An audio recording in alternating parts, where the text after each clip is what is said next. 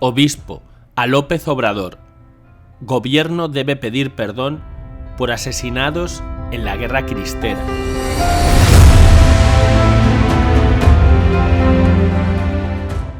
Frente a las repetidas exigencias del presidente de México, Andrés Manuel López Obrador, para que la Iglesia Católica pida perdón por los abusos cometidos durante la conquista española de América, Monseñor Miguel Ángel Alba Díaz, obispo de la Diócesis de La Paz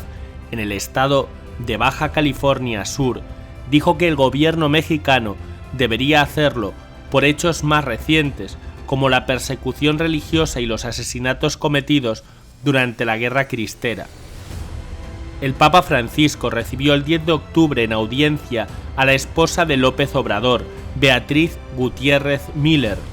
López Obrador publicó una foto del encuentro y difundió la carta que le envió al Santo Padre, solicitándole, una vez más, que la Iglesia Católica y la monarquía española pidan una disculpa pública a los pueblos originarios que padecieron de las más oprobiosas atrocidades para saquear sus bienes y tierras y someterlos. Un pedido similar realizado en 2019 por López Obrador encontró como respuesta un mensaje del entonces director interino de la Oficina de Prensa del Vaticano, Alessandro Ghisotti, que dijo a la agencia española EFE que por el momento no tendrían un pronunciamiento adicional, pues como es sabido, el Santo Padre ya se ha expresado con claridad sobre esta cuestión. Ya en su viaje a Bolivia en 2015, el Papa Francisco pidió perdón por los muchos y graves pecados contra los pueblos originarios de América.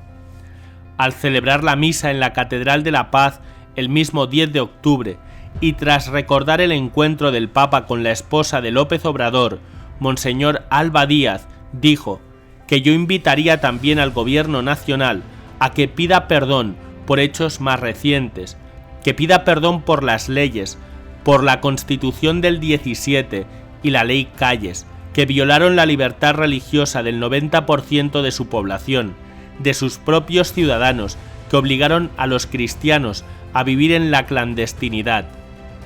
que pida perdón por todos los que fueron asesinados sumariamente por las autoridades durante la Cristiada, que pida perdón porque muchos mexicanos rebeldes contra esa ley injusta se levantaron en armas y provocaron una guerra que dejó mucha sangre y mucha pobreza. No volteemos hacia 1500, esto pasó en 1900, que eso sí hay que pedir perdón, dijo.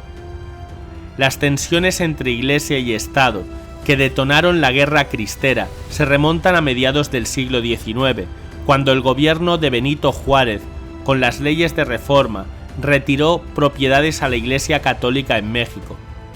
El conflicto se agravaría con la Constitución de 1917, que desconocía una serie de derechos de la Iglesia,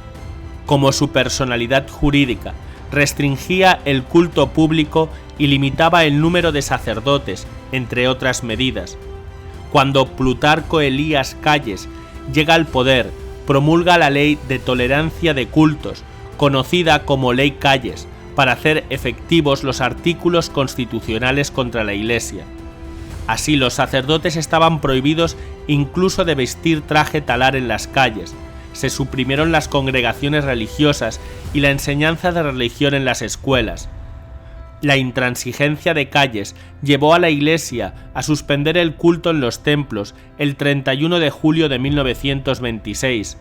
Este sería el factor determinante para que en diversas ciudades del país, de forma espontánea y sin una organización central, los pobladores se levantaran en armas contra el gobierno mexicano. El 10 de octubre, el obispo de La Paz también recordó que San Pablo subrayó la necesidad de una iglesia unida, no una iglesia de judíos y una iglesia de no judíos, una iglesia donde ya no hay judíos y no judíos, una iglesia donde no se discrimine a la mujer, una iglesia donde no se discrimine al pobre, una iglesia donde no se discrimine al esclavo, una iglesia donde no se discrimine al rico, una iglesia donde no se discrimine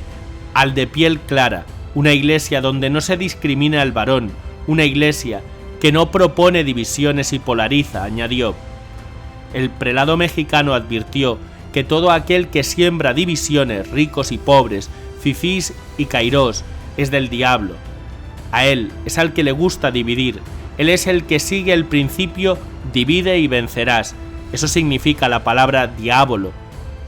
El que divide, el que crea conflictos, el que pone a las mujeres en contra de los hombres, la lucha feminista, a los pobres en contra de los ricos, la lucha marxista.